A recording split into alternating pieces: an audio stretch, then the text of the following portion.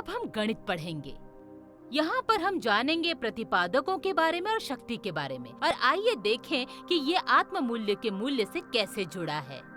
किसी संख्या की शक्ति इंगित करती है कि वो कितनी बार एकाधिक होगी। इसे a की घात b के रूप में लिखा जाता है, जहाँ b इंगित करता है कि a को कितनी बार गुणा करने की आवश्यकता है हमें परिणाम प्राप्त करने के लिए। यहाँ a को आधार कहते हैं और b को घातांक कहते हैं। उदाहरण के लिए 2 की घात 3 2 गुणा 2 के बराबर है। इसीलिए घातांक का उपयोग करने का अर्थ है संख्या को एक घात तक बढ़ाना, जहाँ घातांक घात है। घातांक वो अभिव्यक्ति है जिसमें एक ही गुणनखंड के बार बार गुणन की शक्ति समाहित होती है और उसे घातांक कहा जाता है। इसे किसी संख्या या सूचांक की घात तक बढ़ाया जाना भी कहा जाता है। जैसे एक उदाहरण पर विचार करें, जैसे 5 की घात 2 है। संख्या 5 आधार है और 2 अभिव्यक्ति का प्रतिपादक है। जब हमें किसी संख्या को उसी से बार बार गुणा करना होता है तो हम उसे एक घात तक बढ़ा देते हैं। इसे घातांक के रूप में जाना जाता है। घातांक में घात ये दर्शाता है कि हम कितनी बार गुणन करना चाहते हैं। यहाँ आत्म मूल्य कैसे आता है?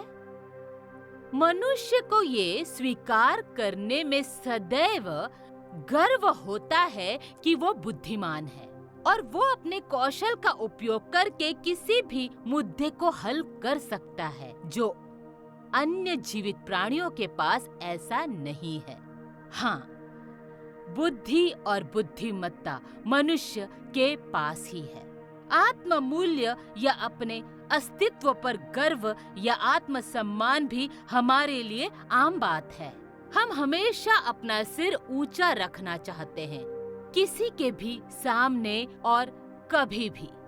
और अगर हम आश्वस्त नहीं हैं, तो चर्चा करने से इनकार कर देते हैं। प्रतिपादक या शक्ति आत्म मूल्य के समान ही अच्छी है।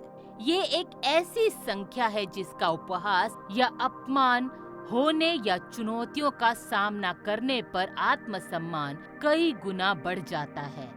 जब हमारा अपमान किया जाता है या हमारी ईमानदारी पर सवाल उठाया जाता है, तो कार्रवाई का रास्ता तय करने में जो मदद मिलती है वो है आत्ममूल्य। ये हमें निर्णय लेने में मदद करती है। जिस प्रकार घातांक का विस्तार करने पर गुणन के बाद अंतिम मान मिलता है, हर इंसान का अपना एक मूल्य होता है। कभी कभी कुछ लोग मदद के लिए प्रतिसाद नहीं देते। अब दिए गए प्रश्नों के उत्तर दीजिए। धन्यवाद।